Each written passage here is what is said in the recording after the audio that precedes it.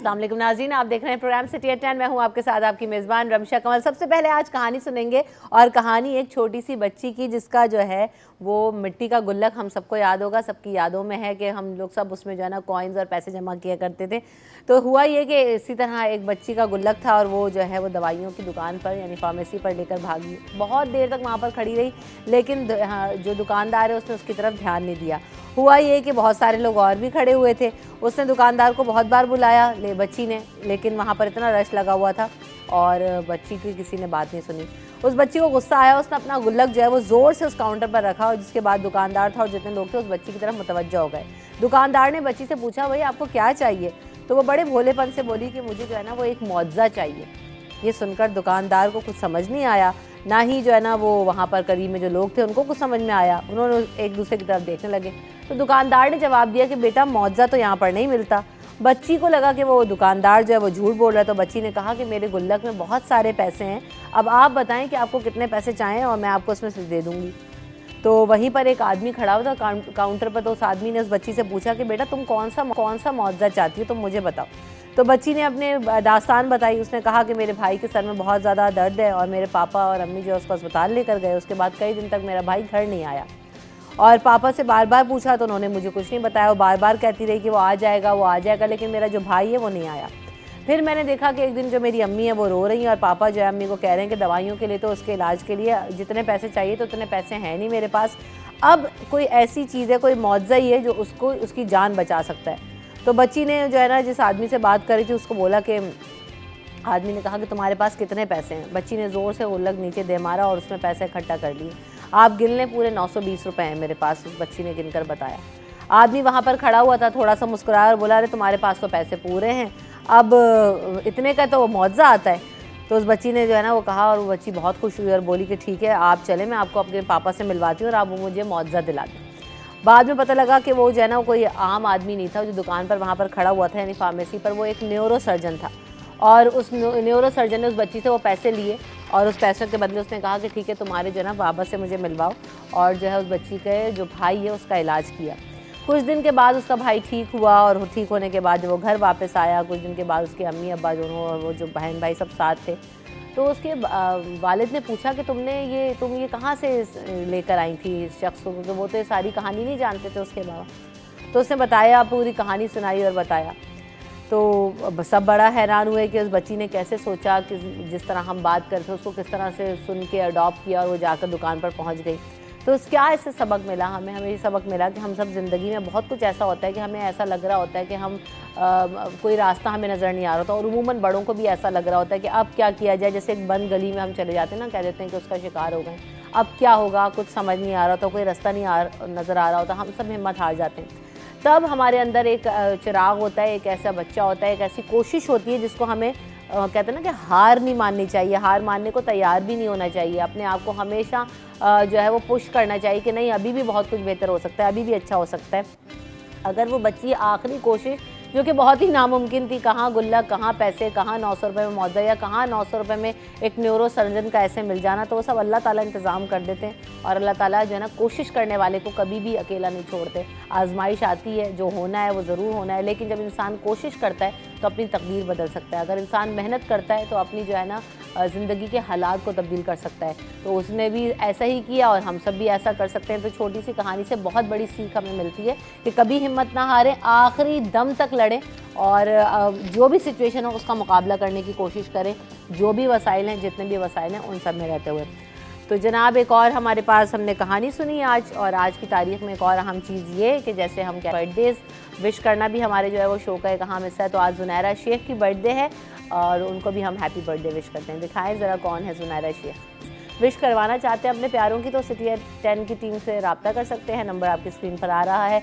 बच्चों की तस्वीर, बड़ों की तस्वीर भेजिए और जिनको भी आप विश करवाना चाहते हैं उस पर डिटेल्स भेजकर करवा सकते हैं।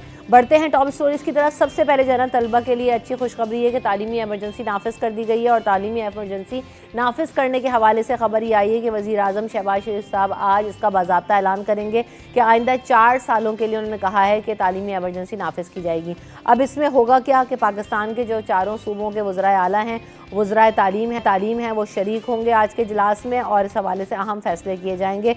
वफाकी जो वज़ारत तालीम ने भी ये बताया है कि तालीमी बजट को 5% से बढ़ाकर आइंदा 4 सालों में 5% का हदफ करने का जो है वो टारगेट सेट किया गया है। हदफ है ही वैसे टारगेट, लेकिन बहरहाल अब मैंने कह दिया। 2 करोड़ 60 लाख से ज़ायद बच्चे स्कूलों से बाहर हैं, उन सब बच्चों को स्कूलों में इंदराज कराना है और बच्चों को तालीम याफ्ता और ख़ुद मुख्तार बनाने के हवाले से शहबाज शरीफ साहब कहते हैं कि आज इजलास होगा और तालीमी एमरजेंसी नाफिज कर दी जाएगी। इसके अलावा हम देख रहे हैं कि आलमी मंडी में खाम तेल की कीमतों में कमी के रुझान को देखते हुए पाकिस्तान में भी पेट्रोल और डीजल सस्ता होने का इम्कान हो सकता है, क्योंकि आलमी मार्केट में पेट्रोल की कीमत में 4.50 रुपये से और 5 रुपये तक की कमी का इम्कान दिया जा रहा है, ज़ाहिर हो रहा है। तो ये कहा गया कि ऐसा होगा। एक तरफ पेट्रोल की कीमत में कमी होने की आलमी सतह पर बातें हो रही हैं, तो दूसरी तरफ ये हो रहा है कि कराची वाले बिजली की कीमत में बड़े इजाफे के लिए तैयार हो जाएं। तो एक तरफ से रिलीफ मिलता है, दूसरी तरफ से फौरी तौर पर जो है ना वो फिर पंजे कस ले जाते हैं आवाम की गर्दन पर। कि इलेक्ट्रिक ने 7 माह की माहाना एडजस्टमेंट में फ़ी यूनिट 18 रुपये 86 रुपये का इजाफा मांग लिया है और के इलेक्ट्रिक की एक साथ 9 माह की फ्यूल एडजस्टमेंट की दरख्वास्त नेपरा में जमा करा दी गई है। क्या होगा इस दरख्वास्त पे और आवाम की मज़ीद चीखें, और हम सब हैरान हैं कि 18 रुपये 86 पैसे यानी 19 रुपये आप इसको कह लें, इजाफे की समरी जमा करवा दी गई है। इसके अलावा वज़ीर आला सिंध की ज़ेर सदारत सिंध सोशल प्रोटेक्शन बोर्ड का पहला इजलास हुआ। फूड सिक्योरिटी, भूख मिटाओ प्रोग्राम और Benazir women agricultural worker support program की जो है फिजिबिलिटी स्टडीज़ उनकी मंजूरी दे दी गई है। तो भूख मिटाओ प्रोग्राम पर फिजिबिलिटी स्टडी की मंजूरी दी गई और दीगर मुताल्लिका कामों के लिए भी 30 मिलियन रुपए का बजट मख्सस किया गया है। तो ज़राअत के शोबे पर ख़वातीन को समाजी तहफ़्फ़ुज़ फराहम करना और दीगर जो है वो इन चीज़ों के हवाले से इस बजट को यूटिलाइज़ किया जाएगा। इसके अलावा हम देख रहे हैं वज़ीर बल्दियात हैं सईद गनी साहब, उनकी सदारत तरक्याती कामों के हवाले से जो है वो एक अहम इजलास हुआ, जिसमें हमने देखा कि जो मेगा प्रोजेक्ट्स हैं कराची में और सिंध में उसके हवाले से जायज़ा लिया गया। ख़ास तौर पे मलीर एक्सप्रेसवे, शाहराह फैसल समेत सिंध भर में जो तरक्याती काम इस वक्त चल रहे हैं उस हवाले से जो है वो ब्रीफिंग उनको दी गई। तेज़ी से काम मलीर एक्सप्रेसवे पे जारी है। 27 अरब रुपए की लागत से 38 किलोमीटर तवील एक्सप्रेसवे जो है वो 30 जून 2025 तक मुकम्मल कर दिया जाएगा। इससे मेरे से ज़्यादा किसी को इंतज़ार नहीं कि एक्सप्रेसवे जल्दी से बन जाए। मुझे तो बहुत ज़्यादा सहूलत होने वाली है इसकी वजह से, क्योंकि रूट्स जो हैं बहुत ज़्यादा आपके शॉर्टन हो जाएंगे हाईवे से लेकर मलीर और ये आपका इंडस्ट्रियल एरिया तक आने के लिए, तो बहुत अच्छा हो जाएगा। एक्सप्रेसवे के जो 6 इंटरचेंज में से जो मुकम्मल होता है वहाँ पर आवाम को ट्रैफिक के लिए खोल दिया जा रहा है और ये ऐसा है भी क्योंकि हम लोग जहाँ पर हमारा ऑफिस है उसका हमारा वहाँ से गुजर होता है, तो हम देखते हैं कि बहुत तेज़ी से काम हो रहा है। इसके अलावा कराची में BRT का रेड लाइन मंसूबा ताख़िर का शिकार है और बहुत सारे मंसूबे ताख़िर के शिकार हैं। एक तरफ यहाँ पे ब्रीफिंग दी गई है जिसमें बताया गया एक्सप्रेसवे, लेकिन उसके साथ साथ कराची में और बहुत सारे मंसूबे चल रहे हैं जो कि बहुत ज़्यादा ताख़िर का शिकार हैं और आवाम के लिए दर्दसर हैं, जिसमें से एक मंसूबा BRT का भी है। इसके अलावा कई माह से तरक्याती काम उसमें बंद है। ये बताया गया कि ठेकेदारों की जानिब से काम बंद किया गया, जिसकी वजह यह है कि महंगाई का तूफ़ान, जो रेट्स तय किए गए थे, जो तखमीना लगाया गया था 69 अरब रुपए का, वो बढ़ते बढ़ते बढ़ते 140 अरब रुपए के लगभग जो है ना वो पहुँच गया है। तो अब नए मुआहदे होने चाहिए, उसके तहत फिर ये आगे काम किया जा सकेगा। तो हम डिले इतना कर देते हैं कि जनाब वो आगे जाके मामलात कुछ के कुछ जाते हैं। तो हम इन मजीद अच्छा एक और हुआ ये कि O और A लेवल्स के जो इम्तहानात हैं उसमें बदतरीन बदइंतज़ामी से जो है हज़ारों तलबा तलबात शदीद परेशान हैं और ये कहा गया इम्तहानी मराकज़ जो है वो गैर मारूफ़ हैं, तंग और दुश्वार गुजार मकामात पर बनाए गए हैं, पार्किंग की फैसिलिटी नहीं है। इसके अलावा जो है वो बहुत ज़्यादा जो है ना कियोस नज़र आ रहा है। तो इस हवाले से भी तलबा भी परेशान है, वालिदैन भी परेशान है, जहनी दबाव का शिकार हैं कि अलग अलग पर्चे देने के लिए जो है वो सेंटर्स में जाना पड़ रहा है और वो उनको जो है ना वो बहुत ज़्यादा मुश्किलात का सामना करना पड़ रहा है। तो बहरहाल ओपन करते हैं डिस्कशन। हमारे जो मेहमान हमारे साथ मौजूद हैं उनको वेलकम करते हैं शो में। अस्सलाम वालेकुम, कैसे हैं आप? अल्हम्दुलिल्लाह। खुशामदीद। आज हवाओं का रुख तब्दील इसलिए है कि आप कहानियाँ सुना रही हैं आज बैठ के। मैं रोज़ सुनाती हूँ, कल कहानी का टाइम ही नहीं रखा, इतनी कहानियाँ और कल इतनी कहानियाँ चल रही थी कि आप कहानी सुना नहीं सकें, लेकिन आज जो आपने कहानी सुनाई है तो जब आप उसमें इस स्टेज पर पहुँची थी ना कि हमें इस कहानी से क्या सबक मिला, तो एक लम्हे के लिए मुझे लगा कि आप कहेंगे कि हमें कान लगा के सब बातें सुननी चाहिए। ये जो है ये नेगेटिव और क्रिमिनल माइंड जो बनता है ना वो उस कहानी से यही सीखेगा। नहीं, देखें बात यह है कि बहुत अच्छी कहानी थी। हाँ। और ऐसी कहानियाँ जो हैं वो मोटिवेशनल स्पीकर के तौर पे आपके मुँह से अच्छी लगती हैं। एक छोटी सी कहानी मैं भी सुना देता हूँ। हाँ, सुनाइए। एक उस्ताद ने क्लास में दाखिल होने के बाद जो है वो ब्लैक बोर्ड पे एक लकीर खींची और असातिज़े तलबा से कहा कि क्या ये मुमकिन है कि तुम में से कोई भी इसे छुए बगैर इसे छोटा कर दे। अच्छा। तो तलबा जो है वो सारे क्लास में जो थे वो हैरान रह गए कि ये कैसे मुमकिन है। अगर लकीर को छोटा करना है तो उसे डेफिनेटली छूना पड़ेगा। बहुत देर बाद जब कोई जवाब नहीं मिला तो उनका मुमकिन नहीं है, आप ही बता दें कि कैसे मुमकिन है। तो उस्ताद ने चौक ली और उस लकीर से बड़ी एक उसके मतवाज़ी एक लकीर खींच दी तो वो छोटी हो गई। सही। तो जिस तरह से आपके पास एक सीख है तो हमारे पास भी एक ये है कि लोगों को दूसरों को छोटा करने की बजाय अपना कद बुलंद करने की जानिब जो है वो सोचना चाहिए, और इससे जो है वो कम से कम ज़िंदगी जो है वो आसान ज़रूर हो जाती है। वाह, नहीं सऊद से मेहनत कराते हो, उधर से कहानियाँ निकालते हो। फ़हीम भाई को रोज़ाना बैठ जाएगा तो फ़हीम भाई कहानी सुनाएंगे, वो या तो फ़हीम भाई सुना दिया करेंगे भाई। तो देखिए मैंने टाइम भी ज़्यादा नहीं लिया आपका। आइंदा जब आप आएंगे ना तो पहले कहानी आप ही सुनाएंगे। जी जी जी बिल्कुल, ये मुद्दा आपके साथ। जी बिल्कुल। खुर्शीद भाई, अब आप भी किसी दिन कोई कहानी याद करके आ जाएं यार, किसी दिन आप भी कोई कहानी सुनाइएगा। नहीं बिल्कुल सुनाएंगे कहानियाँ, क्यों नहीं सुनाएंगे। सारी कहानी हम सब ज़िंदगी पूरी एक खुद कहानी है। हाँ, नहीं वो वाली नहीं सुनानी, वो हम ऑफ कैमरा से, वो बहुत बड़ी कहानी है। जी, मुल्क में इमरजेंसी नाफिज हो गई है, ये क्या है तालीमी इमरजेंसी? शहबाज शरीफ साहब कह रहे हैं, काफ़ी डिटेल्स मैंने भी बताई, आप इसको कैसे देख रहे हैं, आप लोगों का क्या तज्जिया है? वक्फे के बाद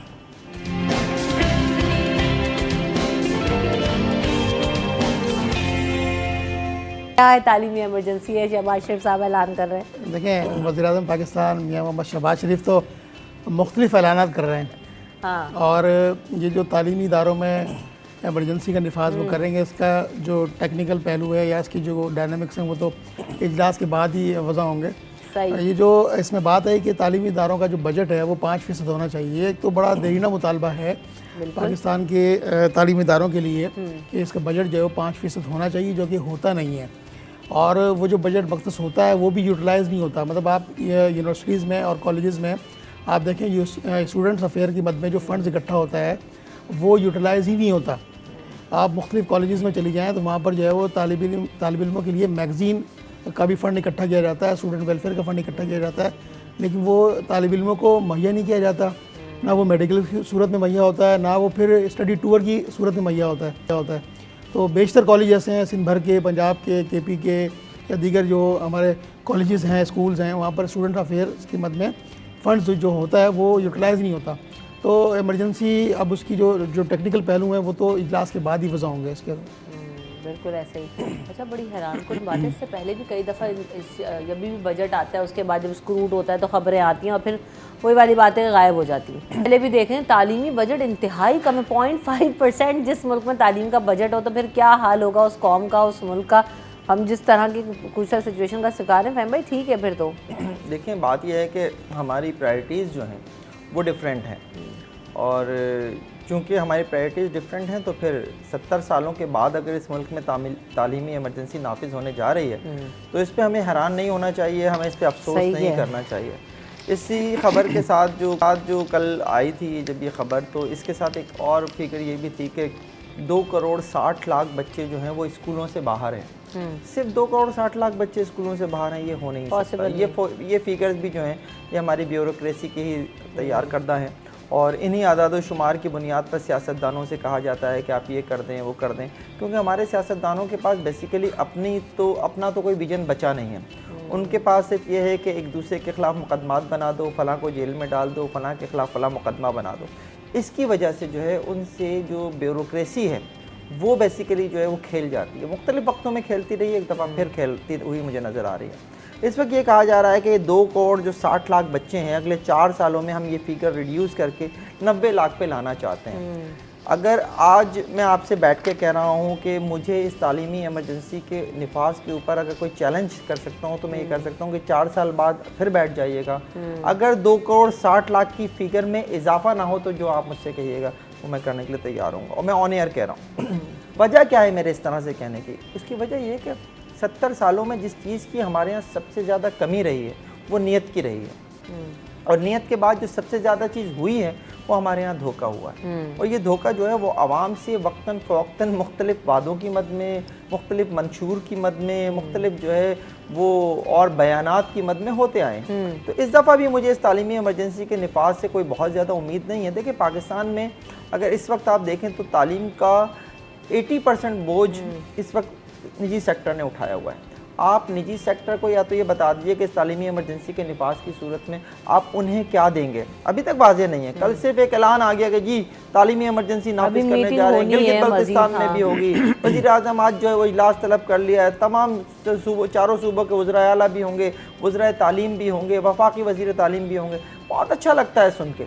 मेरा वाज़े वो ये है कि आप इस मुल्क में, आप अपने पड़ोस में देख लीजिए, पहले मैं उसके ऊपर बात कर लेता हूँ कि आईटी का सिर्फ सेक्टर अगर आप उठा के देख ले, कहीं दूर नहीं जाता, वहाँ इस वक्त जो दुनिया की टॉप कंपनीज़ हैं उनके सीईओज़, उन वहाँ आला ओहदों पर बैठे हुए लोग जो हैं आपके पड़ोसी मुल्क के आईटी सेक्टर के लोग हैं। आपके यहाँ क्या हाल है? आपके यहाँ हाल ये है कि लोग जो हैं, बच्चे जो हैं वो मुल्क छोड़ कर जा रहे हैं। आपकी नौजवान नस्ल जो है वो इस मुल्क में रहना नहीं चाहती। आप तालीमी इमरजेंसी ज़रूर नाफिज करें, लेकिन उसके साथ यहाँ पर लॉ एंड ऑर्डर प्रोवाइड करें, आप यहाँ अच्छा इंफ्रास्ट्रक्चर प्रोवाइड करें। उसके बाद आप जब तालीमी इमरजेंसी के निफाज की बात करेंगे तो लोगों को लगेगा कि हाँ कुछ होने जा रहा है। लेकिन फ़हीम भाई ये भी इसको कंसिडर करना ज़रूरी है कि शहबाज शरीफ साहब की प्रोफाइल जो है ना उसको मद्देनज़र रखना बहुत ज़्यादा ज़रूरी है। आपने लैपटॉप की हद तक आपने वजह कहा, मैं बिल्कुल इसको अंडरस्टैंड कर रही हूँ, रिलेट कर रही हूँ कि बैग्स और लैपटॉप जो है ना उसकी कोई हैसियत नहीं है, लेकिन हाँ बहुत सारे लोगों ने उनको सही तरीके से यूटिलाइज़ भी किया और आज कुछ है भी।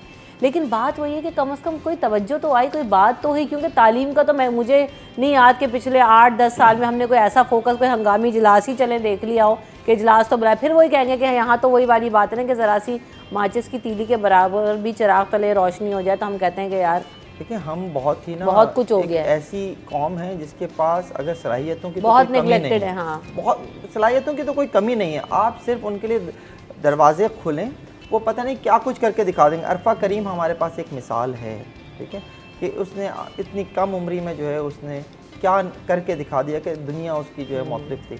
और ऐसी एक नहीं कई मिसालें बहुत सारी प्रोफाइल्स आई हैं उसके बाद भी बच्चों की। ठीक है, मतलब लेकिन मैं इसको फिर वही कहती हूँ कि बहुत सारी बातें अपनी जगह, लेकिन कम से कम ये तो हुआ कि एक बात होगी, आज कुछ अहम फैसले होंगे। उम्मीद यही है कि अच्छे फैसले हों और उन फैसलों पर अमल दरामद करवाया जाए। हमारी तो उम्मीद यही है, हमारी तो दुआ यही है। हम तो हर आने वाले शख्स से, हर आने वाले हुकूमत से यही उम्मीद करते हैं कि बेहतरी इस मुल्क में आए। आगे बढ़ते हैं। आलमी मंडी में खाम तेल की जो कीमत है उसमें कमी का रुझान देखा गया है। कहा जा रहा है कि पाकिस्तान में भी पेट्रोल और डीजल सस्ता हो सकता है। वैसे पेट्रोल की तो बहुत ज़्यादा प्राइसेस बढ़ चुके हैं, 4 से 5 रुपये तक का कमी का इम्कान जाहिर किया जा रहा है। देखिए ये जो ऐलान आलमी मंडी में जो कीमतें कम होती हैं या बढ़ती हैं, उसकी वजह से जो पाकिस्तान की जो तेल की कीमतें हैं वो बढ़ जाती हैं। और इस वक्त इस मसले में है कि ये जो गवर्नमेंट आई है ये कुछ आवाम के लिए सब्सिडी लेकर आएगी। तो ऐसा नहीं होता कि वहाँ अगर कीमतें कम होती हैं तो ये भी कम कर दें, ऐसा पॉसिबल ही नहीं होता। तो ये तो चाहते हैं कि IMF से जो मायदे हुए हैं वो आवाम को मज़ीद बोझ तले दबा दिया जाए। और कर्ज़े लेते हैं, इनके अल्ले तल्ले पूरे होते हैं, अपनी जो इनकी आसाइशें हैं वो कम करने को तैयार नहीं है, अपनी जो इनके प्रोटोकॉल्स हैं वो कम करने को तैयार नहीं है।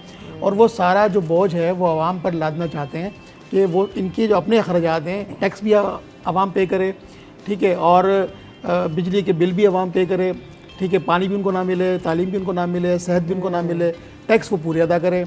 टैक्स की मद में तमाम बोझ जो है वो आवाम पर डाला जाए। अपने जो इनके अल्ले तल्ले हैं गवर्नमेंट के वो पूरे नहीं होते। आप देख लीजिए इनके फ़ौज दर मौज, अब जो है वो वज़ीर आज़म साहब ने अपने सिंधी को डिप्टी प्राइम मिनिस्टर बना दिया। तो और भी चंद एक लोग रहते हैं उनके घर के, वो उनको भी कुछ ना कुछ वो नवाजने वाले होंगे। तो अपने गवर्नमेंट के खर्चे इनके पूरे क्यों नहीं होते, आवाम के ऊपर बोझ डालते हैं। पेट्रोल की प्राइसेस जो है वो पड़ोसी हमसाया जो ममालिक है वहाँ देखें आप कितनी कम है। बिल्कुल ऐसे ही है, हमारे यहाँ क्यों नहीं होती, इनके अपने मामला। अच्छा, दूसरी तरफ ये हो रहा है कि एक तरफ ज़रा सा रिलीफ की बात होती है, दूसरी तरफ दूसरा फटका तैयार होता है ना टीका लगाने के लिए आवाम को कि पेट्रोल की प्राइस में वाह 5 रुपये कम हो जाएंगे। ठीक है, साथ ही ये खबर चिपकी और मैंने फौरी तौर पे उसको साथ ही लगाया कि जो है ना ये खबर मैं साथ ही दूंगी ताकि आवाम भी जो है ना ज़्यादा खुश ना हो जाए। हम तो चाहते हैं कि आवाम खुश हो, लेकिन ख़बरें ऐसी होती हैं आप रिसीव नहीं कर सकते। दूसरा फ़हीम भाई के इलेक्ट्रिक ने जो चार्जेस बढ़ाने के लिए कहा है वो 19 रुपये 18.86 रुपये का इजाफा मांग लिया। तो मैं तो इस शौक से निकलने के लिए मुझे टाइम चाहिए। वक्फा ले लेते हैं, वक्फे के बाद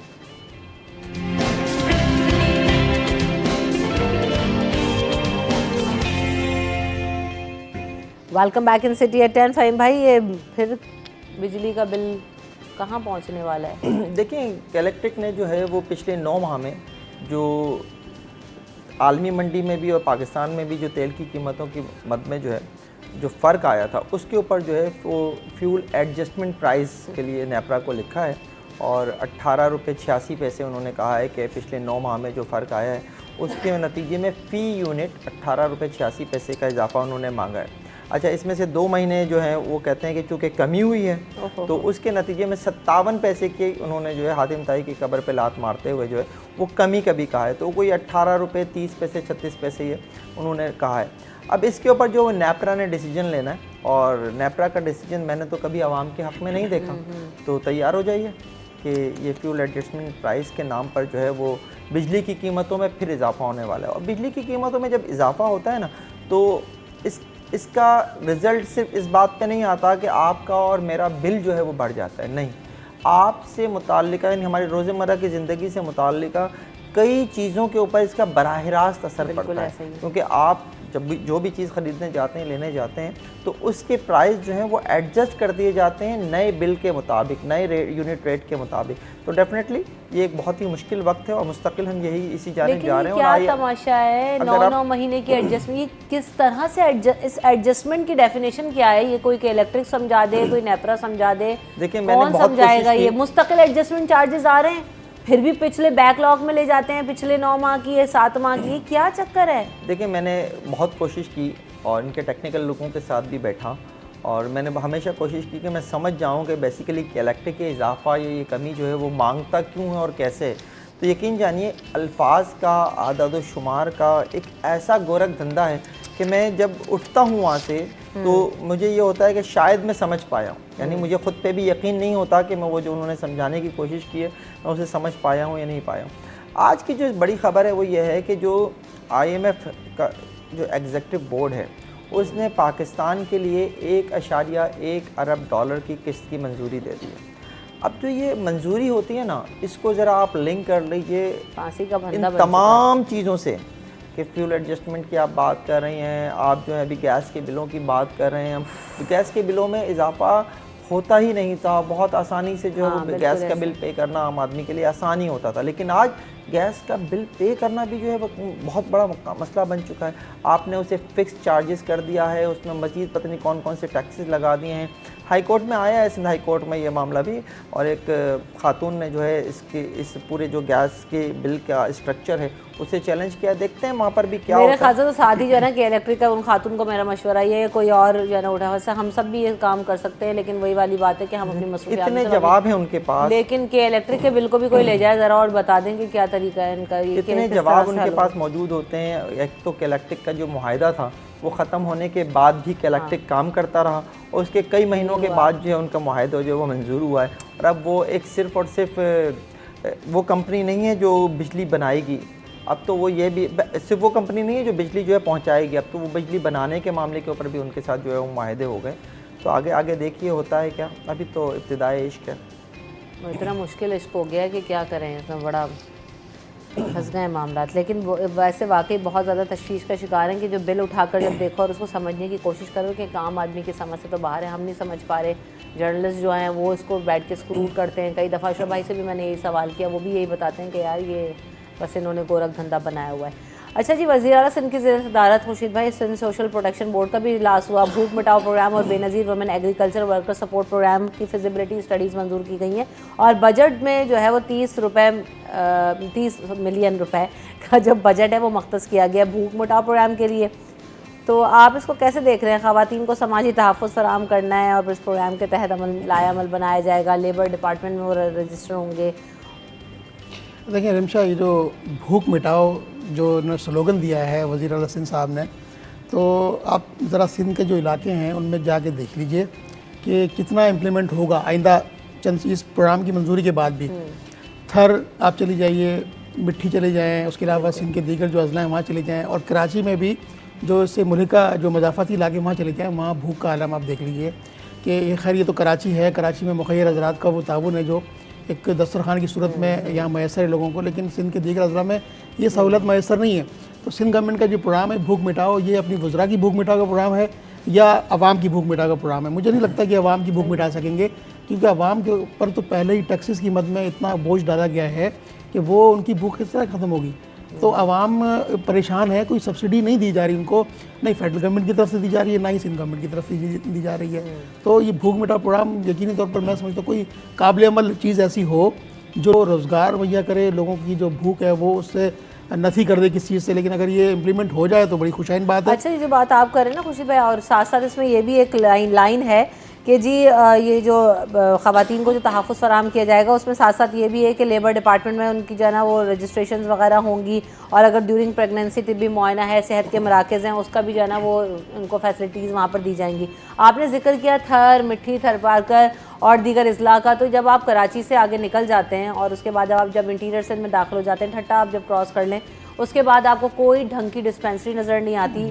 हॉस्पिटल की तो फिर मैं दूर की, प्राइवेट या जो चैरिटी वर्कर हैं उनकी मैं बात नहीं कर रही हूँ, उन्होंने तो फिर भी अपनी डिस्पेंसरीज और कुछ यूनिट्स लगा दिए हैं, जिसकी वजह से शायद कुछ जना उनके हालात में बेहतरी आए। लेकिन गवर्नमेंट की सतह पर बिल्डिंग्स मौजूद हैं, सेहत का मरकज़ का बोर्ड लगा हुआ है, लेकिन आप अंदर जाकर देखेंगे तो कोई ना डॉक्टर है, ना बेड है, ना कोई कुर्सी तक वहाँ पर नहीं है। और ये मैं ज़ाती तौर पर ख़ुद जो है ना वो देख कर आ चुकी हूँ। तो ये आप बात तो कर रहे हैं प्रोटेक्शन बोर्ड के वाले, पहले ज़रा अपने मराकज़ को उठाकर नजर सामने तो करें, हम कैसे करेंगे। ये तो आपने बात की सिंध के दीगर अजला की। कराची में ही मरीर में जो चश्मा गोड है, वहाँ पे भी 2 डिस्पेंसरी हमने खुद विज़िट किया, खुद उसको रिपोर्ट भी किया था C21 पर कि वो पूरी डिस्पेंसरी मौजूद है, बोर्ड लगा हुआ है, डिस्पेंसरी में उसके कमरे बने हुए हैं और डिस्पेंसरी का एक पूरा शेल्फ बना हुआ है, ना उसमें दवाई है। और जब मैंने उनसे मालूम किया, वहाँ पर जो चौकीदार मौजूद थे, मैंने कहा यहाँ डॉक्टर कभी आते ही नहीं है, यहाँ पे कुछ है ही नहीं ना, कुछ है ही नहीं। बेवकूफ़ बनाने दूसरी बात ये कि जो सिंध के दीगर अजला हैं और जो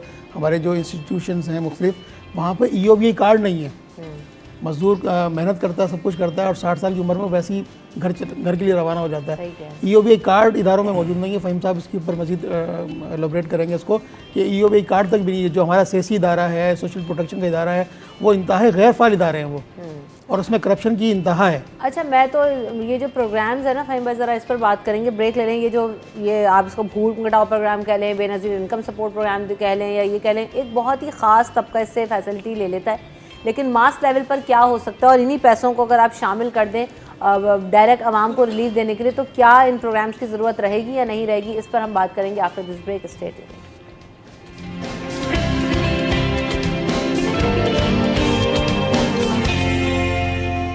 welcome back in city at 10। बात हम कर रहे थे सिंध प्रोटेक्शन बोर्ड का इजलास हुआ, भूख मिटाओ program, Benazir women agriculture support program, उनकी स्टडीज़ की मंजूरी, ये बजट आ गए।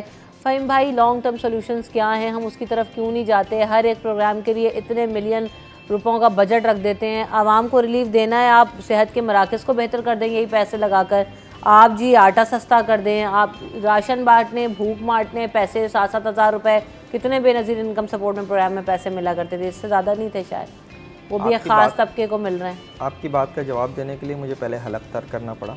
हलक तर करने के लिए पानी ही है आपके पास, और वही है अभी तो फिलहाल। अवाम ना बने आप, आवाम हैं हम। और देखिए, इनकम, जब आप ये भूख मिटाओ प्रोग्राम की बात करें तो मुझे ये लगता था बाज़ औक़ात, जैसे आप कह रही हैं भूखे मिटाओ प्रोग्राम, तो भूखे ही मिट रहे हैं इससे, भूख तो शायद नहीं मिट रही। और ये वो भूखे हैं बेसिकली जो मज़ीद, खैर इसके ऊपर आते हैं कि जब बेनज़ीर इनकम सपोर्ट प्रोग्राम के हवाले से बात आई थी, तो एक मौके पर यह भी खबर आई थी कि 17 से 21 ग्रेड के 1543 सरकारी अफसरान ऐसे हैं जो बेनज़ीर इनकम सपोर्ट प्रोग्राम से वजीफ़ा ले रहे थे। कितने? 1543। कौन? 17 से 21 ग्रेड के अफसरान। बाकायदा लिस्ट आई थी, और इस लिस्ट के बाद कुछ नहीं हुआ। सिर्फ और सिर्फ 4 अफसरान, उन 1500 में से सिर्फ 4 अफसरान जो हैं वो बरतरफ हुए हैं मुलाजमतों से। वो भी कोई और वजह होगी, कोई और वजह होगी, उसमें जो वो डाल दिया गया। तो बेसिकली तो हम भूख नहीं मिटा रहे, हम भूखे मिटाओ प्रोग्राम के ऊपर काम कर रहे हैं, और भूखे जो हैं वो जल्द ख़त्म हो जाएंगे अगर सिलसिला यही रहा। देखिए, हमारी सोच का आलम क्या है, मैं सिर्फ आपको जल्दी से एक छोटा सा वाक़या बता देता हूँ। कराची की एक साहिली बस्ती है मुबारक विलेज। मुबारक विलेज में एक स्कूल था जो गवर्नमेंट का स्कूल था, उसे एक NGO ने गोद ले लिया। उसने गोद लेने के बाद जो है, अब्दुल हई फाउंडेशन उस NGO का नाम है, उसने जो वहाँ पे जो है अच्छा खासा पैसा लगा दिया, और वहाँ के आसपास के जो गोद थे उनको उन्होंने, उनके बच्चों को उन्होंने वहाँ पे पढ़ाना शुरू कर दिया। 400 बच्चे वहाँ पे पढ़ रहे थे, और डेली कराची से जो है वो अच्छे असातिज़ा, जो मॉन्ट के पढ़ाने वाले अच्छे असातिज़ा हैं, वो मुबारक विलेज जो हॉक्स बे से भी 1.5 घंटे की ड्राइव के ऊपर है, वहाँ जाया करते थे डेली की बुनियाद पे। वहाँ के वडेरे साहब थे, उन्होंने मुतालबा किया कि उस इलाके के 4 टीचर जो DMC के हैं, जो डीएमसी के तहत स्कूल के मुलाजिम हैं उन्हें इस सिंध गवर्नमेंट के स्कूल में पढ़ाने दिया जाए। उन्होंने कहा जी ये तो यहाँ नहीं पढ़ा सकते क्योंकि तो डीएमसी के स्कूल के मुलाजिम हैं। उसके ऊपर तनाज़ा हुआ और वडेरे साहब ने स्कूल के और आसपास के जितने गोट के बच्चे हैं सब के, अपने गोट के भी आसपास के भी, कह दिया कि इस स्कूल में कोई नहीं जाएगा पढ़ने के लिए। जहाँ 400 बच्चा पढ़ता था वहाँ आज कोई बच्चा पढ़ने नहीं जा रहा क्योंकि वडेरे साहब का हुक्म है कि कोई बच्चा जो है वहाँ पढ़ने नहीं जाएगा। ये कहाँ हो रहा है? कराची में हो रहा है, कहीं दूर नहीं हो रहा। ठीक है, अब ये सिचुएशन इस तरह से डेवलप हुई कि हमने उसकी खबर भी चलाई, थोड़ा बहुत प्रेशर भी बिल्ड हुआ। इन दी एंड पीपल्स पार्टी के एक अहम फर्द ने जो इस मामले को टैकल कर सकते थे, उन्होंने एक दूसरे साहब को ये मैसेज किया कि सही मैं क्या करूं, वहाँ पे मेरे 700 वोट हैं, मैं वडेरे के खिलाफ एक्शन नहीं ले सकता।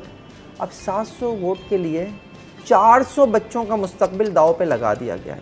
तो ये है हमारा, और इस मुल्क में हम तालीमी इमरजेंसी और हम तालीमी इमरजेंसी की भी बात कर रहे हैं, हम बेनिफिट सपोर्ट प्रोग्राम की भी बात कर रहे हैं, हम भूख मिटाओ प्रोग्राम की भी बात कर रहे हैं। इससे पेट जो है वो सिर्फ अफसरान के भरते हैं। मैंने आपसे शुरू में कहा था कि हमारी ब्यूरोक्रेसी बेसिकली जो है वो सियासतदानों को चलाती है और वो अपने मुताबिक जो है इस मुल्क को चला के उन्होंने इस हाल पे पहुंचा दिया है।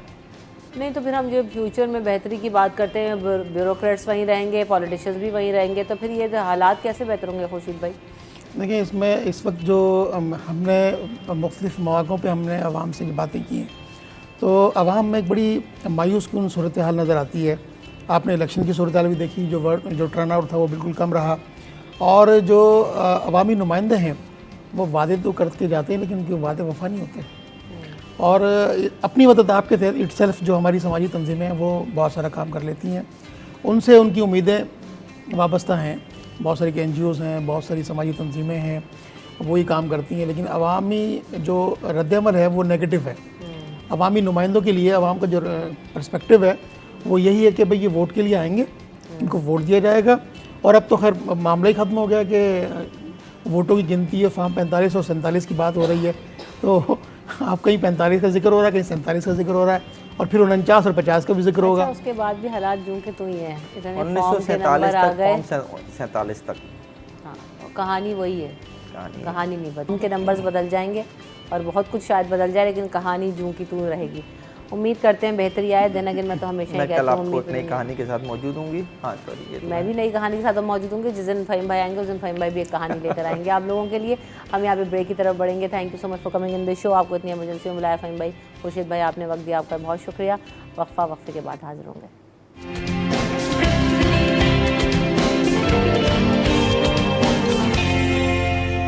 Welcome back in city at 10। तो जनाब हम हाजिर हो गए हैं और आज आपकी मुलाकात करवाएंगे एक और यंग टैलेंट से जो कि स्क्वॉश प्लेयर हैं। इससे पहले भी हमारे शो का हिस्सा रहे और भी बहुत सारी अचीवमेंट्स हैं, लेकिन इस वक्त जो अचीवमेंट नज़र आ रही है वो ज़ैफ़ा शाहिद हमारे साथ मौजूद हैं। अंडर 13 जूनियर स्क्वॉश प्लेयर हैं और उन्होंने अभी ताज़ा तरीन जो चैम्पियनशिप है उसमें गोल्ड मेडल लिया है Australian junior open squash championship में, जो कि मेलबर्न ऑस्ट्रेलिया में मुनक्किद की गई। Welcome to the show Zaifa. अस्सलाम वालेकुम। वालेकुम सलाम। कैसे हो? मैं ठीक ठाक। अच्छा लग रहा है आपको दोबारा यहाँ पर देखे विद इन अचीवमेंट, तो ये तो बहुत ही अच्छी बात है।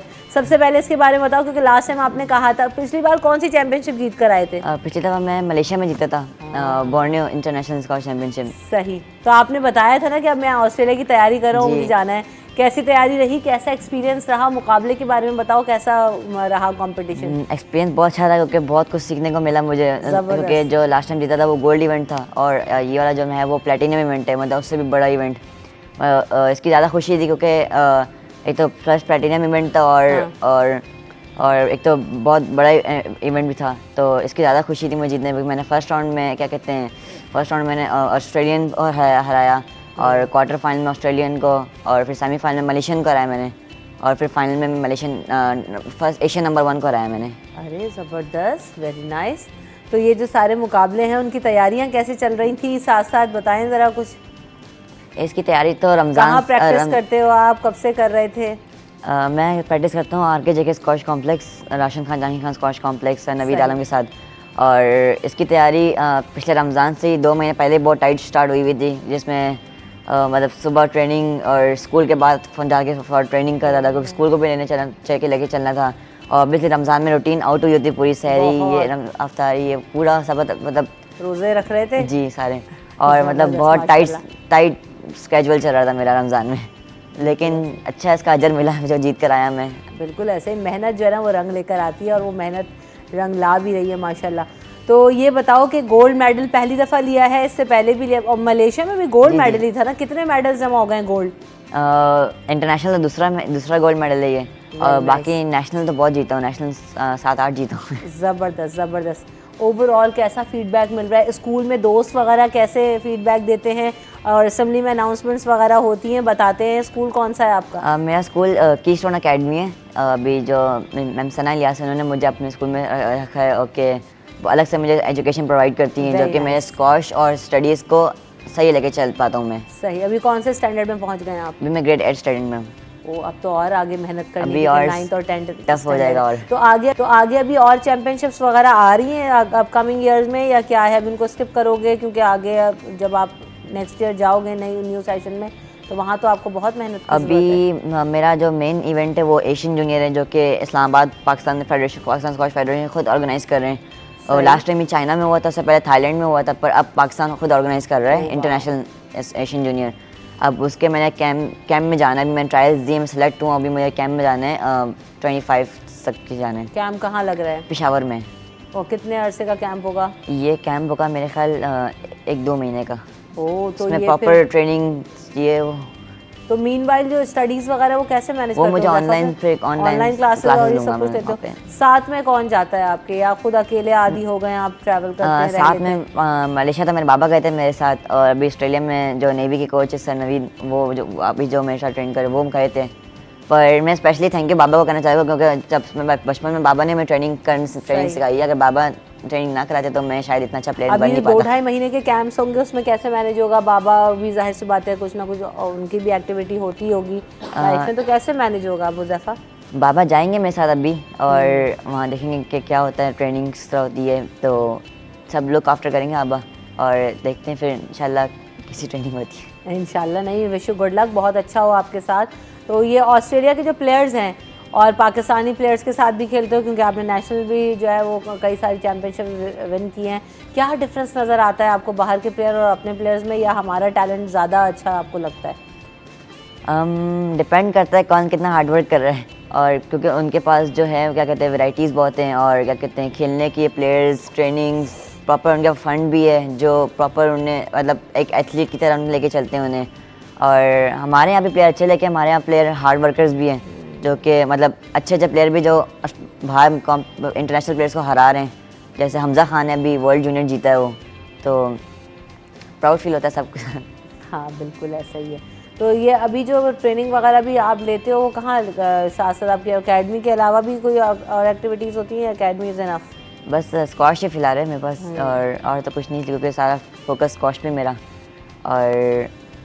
और इसमें क्या कहते हैं उसमें, और आमिर नवाज़ जो कि हमारे स्क्वाश फेडरेशन सेक्रेटरी हैं, और जो मुझे सारा सपोर्ट करते हैं वो ग्रुप कैप्टन इरफान असगर हैं, जो कि मुझे बहुत सपोर्ट करते हैं। ज़बरदस्त। फेडरेशन के वो रिटायर्ड ग्रुप के कैप्टन हैं वो। उमूमन जो है ना बच्चों को मैंने देखा है कि डिफरेंट फील्ड्स में खेल रहे हैं, तो उनकी कंप्लेंट्स होती हैं कि ऑफिशियली या फेडरेशंस की तरफ से सपोर्ट हासिल नहीं है। ओवरऑल पाकिस्तान स्क्वाश फेडरेशन का आपके जर्नी के अंदर क्या रोल है? फेडरेशन में जब मैं ब्रिटिश जूनियर के लिए गया था तो मैं फेडरेशन के साथ ही गया था। ओह वाह, ज़बरदस्त। तो उन्होंने कैंप ट्रायल लिए थे, मैंने ट्रायल में सब मतलब काफ़ी जितने भी प्लेयर्स होते हैं 13 के सारे सब ने ट्रायल्स दिए, मैंने सबको 3-0 हराया 3-0 से। और उसमें मैं टीम में सेलेक्ट हुआ, उसमें 2 प्लेयर सेलेक्ट होते हैं सिर्फ, उन 2 में मैं फर्स्ट पर आया। और फिर इंग्लैंड गया ब्रिटिश जूनियर खेलने, उसमें क्वार्टर फाइनल खेला, क्योंकि इजिप्शियन से मैं 3-2 हारा, बस 1 पॉइंट के डिफरेंस से। पर अच्छी जर्नी, अच्छा सीखने को मिला, क्योंकि प्लैटिनम इवेंट बड़ा इवेंट है और प्रेस्टीजियस इवेंट है वो ब्रिटिश जूनियर। और बस मेरे वही 2 गोल है, ब्रिटिश जूनियर जीतना और वर्ल्ड जूनियर जीतना। बस अब इसके लिए मेहनत कर रहा हूँ और दुआ करें इंशाल्लाह ये दोनों इवेंट जीतूँ। इंशाल्लाह। वर्ल्ड जूनियर चैंपियनशिप कब होने जा रही है, कुछ पता है? वर्ल्ड जूनियर सर अंडर 19 होती है, जो अभी तो मैं टाइम है। अभी टाइम है, अभी फिर 15, 17, 19 में होती है 19। सही। तो आपके पास अच्छा खासा टाइम है अपने आप को ग्रूम करने के लिए साथ साथ। तो ये बताएं कि आपका पर्सनल इंटरेस्ट भी था, या बाबा की जो है ना वो ख्वाहिश थी कि आप स्क्वॉश खेलो? जब बाबा गए थे फ्रांस एंड जर्मनी, तो बाबा ने अपनी टीम के साथ गए थे बाबा ना, तो बाबा ने वहाँ मतलब अंडर 11 के छोटे छोटे बच्चों को खेलते हुए देखा, जो कि अलग यूरोप वगैरह के खेलते थे। बाबा ने कहा चलो मैं जाता हूँ, इसको देखता हूँ कि कैसा खेल पाता है। जब बाबा मुझे क्लब में ले गया, जब मैंने स्टार्ट करा खेलना, तो बाबा को मेरे में टैलेंट नज़र आ गया, तो जब मैंने फर्स्ट बॉल हिट करी ना तो कोई बच्चा फर्स्ट बॉल फ़ौरन हिट नहीं कर पाता। तो जब मैंने हिट करी बॉल तो पापा ने टैलेंट नज़र आ गया मुझे। पापा ने मुझे फिर 2 या 3 साल ट्रेनिंग कराई पापा ने, तो मैंने पाकिस्तान के सब प्लेयरों को हराया आके। Very nice. तो ये जो स्क्वॉश है ये फैमिली में और भी लोग खेलते हैं? बाबा भी प्लेयर हैं, स्पोर्ट्समैन हैं? बाबा भी नेशनल खेल चुके हैं, नेशनल लेवल पर अच्छे प्लेयर थे। और अभी जो अब उनका ख्वाब मैं पूरा कर रहा हूँ कि मैं उनसे भी अच्छा प्लेयर बनूँ। ऐसा ही है, माँ बाप जो है ना वो अपने बच्चों के ऊपर बहुत मेहनत करते हैं कि वो जो है ना वो हमसे भी आगे निकल जाएं, और जब वो आगे निकल जाते हैं तो बहुत ज़्यादा खुशी होती है। तो बिल्कुल अपने गोल्स के बारे में बताएं हुज़ैफ़ा, ज़िंदगी में और क्या करना चाहते हैं? और स्क्वॉश के लिए तो आपने बताया कि अब तो टारगेट वर्ल्ड चैम्पियनशिप की तरफ आपकी है, जूनियर चैम्पियनशिप की तरफ।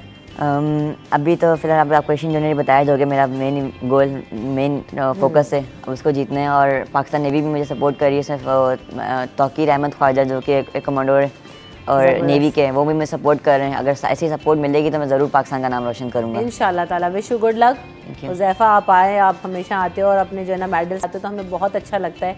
ये बहुत सारी ऐसी अचीवमेंट्स हैं जो पाकिस्तान का यंग टैलेंट है जिसको हम सबको प्रमोट करने की ज़रूरत है। और ये सिर्फ फेडरेशंस का या किसी का काम नहीं है, जो जहाँ पर जिस तरह से अपना कंट्रीब्यूशन कर सकता है वो इन बच्चों के लिए करे, क्योंकि ये बच्चे हैं जो कि पाकिस्तान का नाम दुनिया भर में रोशन करते हैं। जहाँ पर भी जाते हैं एक सॉफ्टवेयर इमेज बिल्ड करके आते हैं। हुज़ैफ़ा लगे रहो अपनी फील्ड में, और साथ साथ मैं ये कहूँगी कि अपनी पढ़ाई पर भी आपने लाजमी फोकस करना है खेल के साथ साथ, और उम्मीद करते हैं कि अब आप जो है वो दोबारा भी आए कोई और चैम्पियनशिप जीत के। Thank you so much for coming in the show. यहाँ पर ब्रेक की तरफ बढ़ेंगे, ब्रेक के बाद हाजिर होंगे।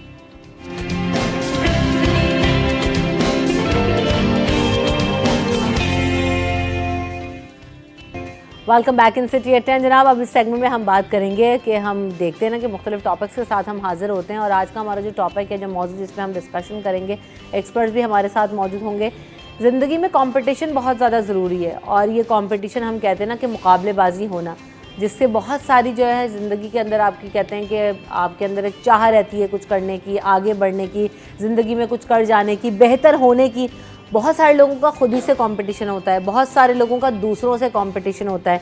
बहुत सारे लोग कहते हैं ना कि हेल्दी कंपटीशन, यानी आगे बढ़ने के लिए मुकाबला करना और उसे भी मस्बत लेना। मस्बत तो तब है जब आप अपनी ज़िंदगी के अंदर बेहतरी लाएँ, अपनी ज़ात के अंदर तब्दीली लेकर आएँ और अपने आप को और ज़्यादा ग्रूम करें और बेहतर करें। बहुत सारी दफ़ा ऐसा होता है कि कंपटीशन या कोई भी मुकाबलेबाजी इस हद तक जुनून की तरह लोग सर पर सवार कर लेते हैं कि उसका भी नुकसान उठाते हैं, और उसके नुकसानात बहुत ज़्यादा ख़तरनाक होते हैं आपकी पर्सनालिटी के ऊपर भी, आपके करियर के लिए भी, आपकी ज़िंदगी के लिए भी। तो क्या है ये जो एक से दूसरे शख्स का आगे बढ़ने का जो जुनून है, वो किस हद तक होना चाहिए, किस हद तक फ़ायदेमंद है, किस हद तक नुकसानदेह है, बॉर्डर लाइन क्या है, किस तरह से जो है ना वो ग्रो किया जा सकता है ज़िंदगी में, इन तमाम चीज़ों पर हम बात करेंगे। हमारे साथ एक्सपर्ट्स मौजूद हैं, वेलकम करते हैं उनको शो में। उस्मान भट्ट साहब हमारे साथ मौजूद हैं, मोटिवेशनल स्पीकर हैं, welcome to the show Usman Bhatt साहब। साथ साथ इरम ज़िया भी हमारे साथ मौजूद हैं, welcome to the show Iram. Iram भी मोटिवेशनल स्पीकर भी हैं, एजुकेशनिस्ट भी हैं, welcome to the show Iram. तो जनाब सबसे पहले जिस तरह से हम ये देख रहे हैं उस्मान भट्ट साहब कि जैसे मैंने आगाज़ ही किया कि कंपटीशन कई तरह का होता है, लेकिन ये और होना भी चाहिए, ज़रूरी भी है। फाइन लाइंस क्या हैं इस पर भी हम बात करेंगे, लेकिन आप कैसे देख रहे हैं कि मुकाबलेबाजी अगर ये कंपटीशन ना हो ज़िंदगी में तो भी फीकी पड़ जाए ज़िंदगी? देखिए, कंपेरेटिव स्पिरिट रखना, इसी से तो आपको एक सेल्फ मोटिवेशन मिलती है कि आप बिल्कुल ग्रो करें। और जब आप एक बच्चा जो है या एक यूनिवर्सिटी से आप ग्रेजुएट होते हैं तो उस वक्त आपके कंपेरेटर्स वो होते हैं जिन्होंने आपके साथ ग्रेजुएशन की होती है कि 5 साल के बाद वो कहाँ हैं और मैं किधर हूँ। एक यार्डस्टिक होती है ना, अगर आपके पास कोई यार्डस्टिक ही ना हो तो आप कैसे मेजर करेंगे कि आप कामयाब हैं या नहीं कामयाब। और कंपटीशन इवन बहन भाइयों के दरमियान भी कंपटीशन होता है, फैमिली मेम्बर्स के दौरान, कज़न्स के दरमियान भी कंपटीशन होता है, एक सॉर्ट ऑफ एक कम्युनिटी के दरमियान भी होता है। तो कंपटीशन एक बड़ी अच्छी चीज़ है। एक स्पोर्ट्स में तो आपको पता है वैसे ही कंपेटिटिव एक चीज़ होती है। लाइफ में अगर कोई कंपटीशन या एक जज्बा ना हो आगे बढ़ने का तो वो फिर लाइफ ही क्या है। लेकिन अगेन जैसे आपकी बात है कि there has to be a fine line. Career enthusiasm अच्छी बात है, हर एक में होने चाहिए, but not at the expense के आप अपने आप को बढ़ाने के लिए दूसरे की टांग खींचें, उसकी लेग पुलिंग करें। अपने आप को बढ़ाएं ज़रूर। असल चीज़ वो है कि आप आगे बढ़ें, लेकिन नॉट कि आप दूसरे को नीचे दिखा के। With your work, with your hard work, with your strength और विद योर कैपेबिलिटीज़ आप देखिएगा आप शाइन खुद करेंगे। बिल्कुल सही बात है। अच्छा, जिस तरह से उस्मान साहब ने भी अभी इशारा किया कि हमारे यहाँ बच्चों में, घरों में, कज़न्स में, क्योंकि आप एजुकेशनिस्ट भी हैं, बहुत करीब से बच्चों से आपका ताल्लुक़ रहता होगा, तो ये कंपटीशन बच्चों के अंदर इतना बिल्ड कर दिया जाता है कि मैंने उनको देखा है कि उनकी पर्सनालिटीज़ जो है ना वो नेगेटिविटी की तरफ जाना शुरू हो जाती हैं। वो उस कज़न से चिढ़ने लगते हैं, वो उस बहन भाई से जो है ना वो ऑफेंड होने लगते हैं कि अच्छा बस यही अच्छा है, हम तो शायद कुछ करते ही नहीं हैं। स्कूल में भी आप देखें कि जो टीचर्स डिफ्रेंशिएट ज़्यादा करती हैं तो उनमें भी हमें बिहेवियर चेंजेस नज़र आते हैं। तो किस तरह इसको बैलेंस किया जा सकता है, being a parent, being a teacher? लेकिन रमशा, जैसे अभी तुमने कंपटीशन की बात की, तो अगर मैं अल्लामा इकबाल के उस शेर से शुरू करूँ ना कि खुद ही को कर बुलंद इतना कि हर तदबीर से पहले खुदा बंदे से ख़ुद पूछे बता तेरी रज़ा क्या है। इट मीन्स कि अल्लाह ने इंसान को पैदा किया और कलाम पाक में ये चीज़ बड़ी डिक्लेयर कर दी कि दुनिया तुम्हारे लिए बनाई, अब इसे मुसक्खर करो। इसका मतलब है कि हर इंसान के पैदा होने का मकसद जो है वो कुछ हासिल करना और कुछ पाना है। प्रॉब्लम यहाँ हो गई कि हमने खुदी में और ख़ुद परस्त होने में इन दोनों के डिफरेंस को हम समझ नहीं पाए कि खुदी अपने अंदर पैदा करनी चाहिए लेकिन सेल्फिश नहीं होना चाहिए।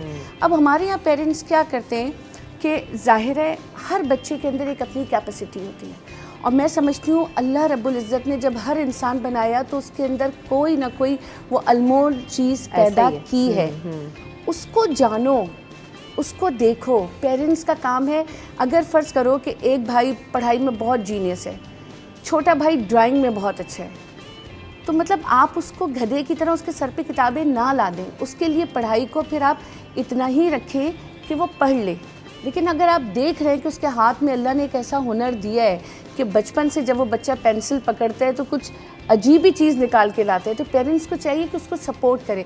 फिर क्या प्रॉब्लम हो जाती है कि जी फूफी का बच्चा इतना अच्छा पढ़ता है, खाला का बच्चा इतना अच्छा पढ़ता है, वो मामू के बच्चे को देखा है तो ट्यूशन भी नहीं पढ़ता। आप जब 5 उंगलियां बराबर नहीं, जब आप खुद बराबर नहीं, अगर कोई ये बोले कि भाई उसकी मदर सुबह 4 बजे उठती है और मेरी मदर, अगर बच्चे हमसे कंपटीशन करना शुरू हो जाए तो फिर हम कहाँ स्टैंड करेंगे?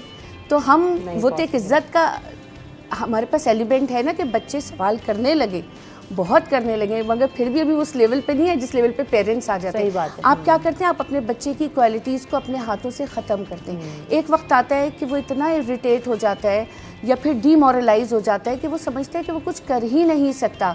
अच्छा, टीचर्स क्या करते हैं? Some teachers are very good but some teachers are like even in schools में ज़्यादा होते हैं एज़ कम्पेयर टू यूनिवर्सिटीज़ के पेरेंट टीचर मीटिंग्स में टीचर्स को बच्चे का फैमिली बैकग्राउंड पता चल जाता है। अब वहाँ कोई टीचर ऐसे होते हैं जो उस तरफ इंक्लाइन हो जाते हैं and that is wrong, that is very wrong. तो हमेशा एक बैलेंस रख के चलना है। देखो, एक हेल्दी कंपटीशन की एक वो कीनिया का, मुझे वो बात बड़ी अच्छी लगी थी जब मैंने पढ़ी थी। रनर था और 200 मीटर रेस थी, तो उसको जब बिल्कुल वो एंड पे पहुंच गया ना तो उसको कुछ साइन में डिफरेंस महसूस हुआ और वो समझे कि this is the finish line. तो उसके पीछे एक स्पेनिश रनर था तो वो उसको स्पेनिश में कह रहा था लेकिन वो कीनिया रनर को समझ में नहीं आता। एट लास्ट उसने क्या कि ही पुश दैट कीनिया रनर और उसको वो लाइन पास करवा दी। तो जब रिपोर्टर्स ने उससे पूछा कि तुमने ये क्यों किया, तो उसने कहा इसलिए कि जीत उसी की थी, हाँ, ये मेरी जीत नहीं थी। वो कुछ मिसअंडरस्टैंडिंग का शिकार हो गया था। तो लोगों ने कहा अगर ना भी करते तो तुम जीत जाते। उसने कहा फिर मैं अपने आप को सारी ज़िंदगी क्या जवाब देता, अपनी माँ को क्या जवाब देता, अपनी आने वाली नस्ल को क्या जवाब देता।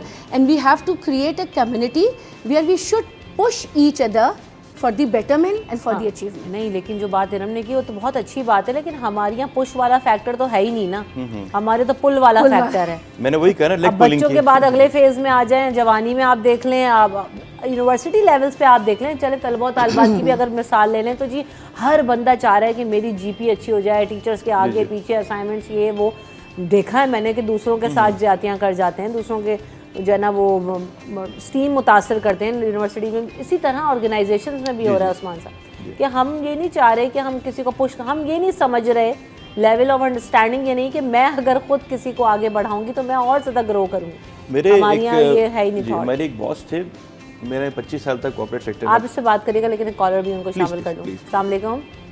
वालेकुम सलाम रमशा, बहुत माजरत चाहता हूँ बाद में मुखिल हो गया, लेकिन बड़ी अच्छा आपने टॉपिक दिया और अभी उन्होंने बहुत अच्छा तरीके से समझाया और जब भी आती है बहुत पॉजिटिव तरीके से समझाती है।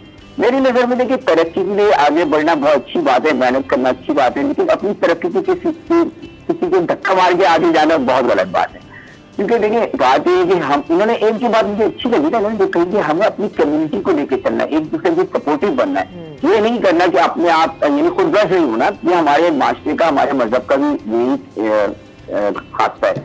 तो मेरा इनसे सवाल ये है कि देखिए आजकल के दौर में जो ज़ाहिर इतना तेज दौर हो गया, कामयाबी के लोग हर जायज नाजायज उस तरीके इख्तियार करते हैं और इतने शॉर्टकट्स आ चुके हैं, जो बेचारे कहीं चलने वाले हैं वो गलत तरीके का इख्तियार नहीं कर सकते। जाहिर बात है वो इतनी तेजी आ चुकी है कि कुछ अजीब अजीब हरकतें करके लोग इतना पैसा कमा लें। तो कामयाबी और नाकामी, इसका पैमाना क्या होना चाहिए आपकी नजर में? ये हर एक के लिए अपना अपना होता है, ये मेरा सवाल है। सही, बहुत शुक्रिया याया, आपने कॉल किया, आप भी बहुत अच्छी बात करते हैं, सवाल भी अच्छा है, वैलिड। आप पहले अपनी बात कंटिन्यू कीजिएगा, फिर हम इसको आगे जी। बेसिकली जब आप यूनिवर्सिटी की आपने बात भी कि जीपीए में एक से बढ़ के आगे निकलना अच्छी बात है। मैं चूँकि कॉर्पोरेट सेक्टर से मेरा ताल्लुक़ रहा है, बैंक्स में, एजुकेशन में भी, और कंसल्टेंसी कर रहा हूँ 1 साल से, तो 25 साल के एक्सपीरियंस में मैंने देखा है कि एक कल्चर पैदा हो गया टॉक्सिक एनवायरनमेंट का। टॉक्सिक एनवायरनमेंट क्या है कि जी बॉस के पास जाके आपने खामोशी से कहा जी फला बंदा ये कर रहा है, मेरा नाम मत कोट कीजिएगा, लेकिन ये कर रहा है, बॉस के कान भरना शुरू कर दिया। अच्छा, सामने सब एक दूसरे के साथ अच्छे बन रहे हैं, मतलब हर बंदा अपनी दूसरे की टांग खींच रहा है ताकि मैं आगे निकल जाऊं। एट दी एंड क्या होता है, आपका टीम वर्क ख़राब होता है, डिपार्टमेंट का माहौल ख़राब होता है, इदारे का नाम ख़राब होता है, लोग छोड़ के जाना शुरू हो जाते हैं और आपका नुकसान होता है। बेसिकली जिन इदारों में कंपटीशन की जगह कोलैबोरेशन का माहौल होता है कि अगर हम जीतेंगे तो सब साथ जीतेंगे, if we all win we will win together, if we go down we will all go down together. तो ये कल्चर पे डिपेंड करता है। तो वहाँ लोग रुकते भी हैं, खुश भी होते हैं और खुशी खुशी काम भी करते हैं और उसकी प्रोडक्टिविटी भी ज़्यादा देखी जाती है। हमारे नेबरिंग मुल्क में आप देखें, इंडिया में मशहूर है कि दुबई में एक बंदा आता है, बहुत ही निचले लेवल से ज्वाइन करता है और वो जाके CEO बन जाता है और फिर पूरे अपने गांव को ले आता है और अपने पूरे मुल्क के लोगों को ले आता है। जबकि अनफॉर्चुनेटली जो देखा गया कि पाकिस्तानी एक दूसरे ही कोई मतलब जो है काट रहे होते हैं कि भाई मैं ही आगे हूँ, ऐसा नहीं हो सकता। It's not possible. आपको एक साथ लेके चलना पड़ता है and competition is extremely important, but not at the expense कि आप दूसरों के कैरियर्स ख़राब करना शुरू कर दें, उनकी मेंटल पीस ख़राब करना शुरू कर दें और जो है इससे माहौल ख़राब हो। Competition is always right, but yes there is a limit to it. It should be healthy competition. हाँ, अभी जो लिमिट वाली बात की ना, यही बात यहाँ अभी कर रहे थे कि लिमिट क्या है, हम ये भी तो नहीं समझ पा रहे ना। अब अगली से अगली कुर्सी को देखते जा रहे हैं और बस ये वहाँ पे पहुँचते जा रहे हैं। पर्सनल कैपेसिटी में लिमिट का तयन करना है या किस दूसरों को देखते ही तयन करना है, किस तरह से हम अपनी ज़िंदगी में तय करें कि हाँ यार यहाँ ये मेरी अचीवमेंट है या इस कामयाबी के सीढ़ी तक मुझे पहुंचना है। हम ये भी शायद नहीं तयन कर पाते या वज़ा कर पाते।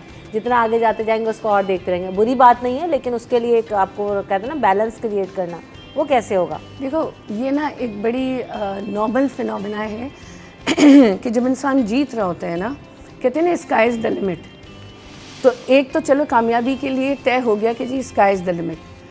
अब आपने आगे बढ़ना है, ज़रा आसमान को तो कोई नहीं छूता, बुलंदियों तक उस बुलंदियों तक कोई नहीं पहुंच पाता। लेकिन रमशा, कोशिश जो होती है ना, वो जीने का सहारा है।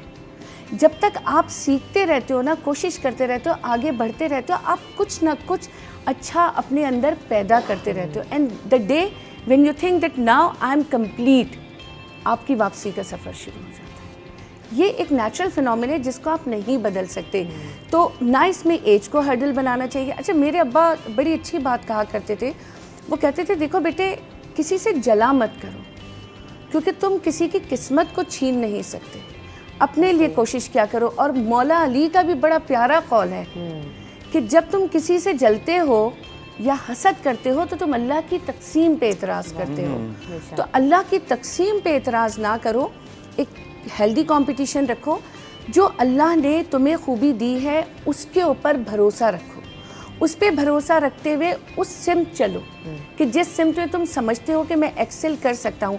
हमारे यहाँ प्रॉब्लम क्या है, अभी जैसे उन्होंने बात की उस्मान साहब ने, कि भाई एक पाकिस्तानी अगर कहीं जाता है तो वो किसी दूसरे को नहीं बुलाता। It's like all over the world. Even Pakistani इतने डिवाइडेड हैं, जब हम बाहर जाते हैं हमें देख के इस बात का अफसोस होता है कि अगर सिटी वाइज भी डिवाइडेड हैं, एक सिटी में रहने वाले कास्ट वाइज डिवाइडेड हैं। तो इसके लिए अच्छी तरीन बात यह है कि जब आप हेल्पिंग हैंड नहीं बनेंगे, आप वो ह्यूमन चेन नहीं बनाएंगे, आप ना खुद ग्रो कर सकते, ना आप अपने मुल्क को कोई फ़ायदा पहुंचा सकते।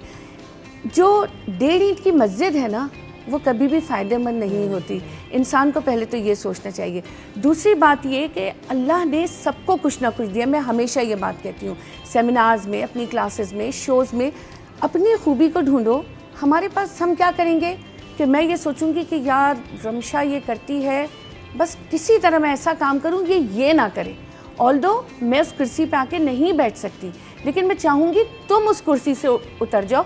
अब मैंने अपनी कामयाबी का लेवल क्या बना लिया कि तुम्हें इस कुर्सी से उतारना है।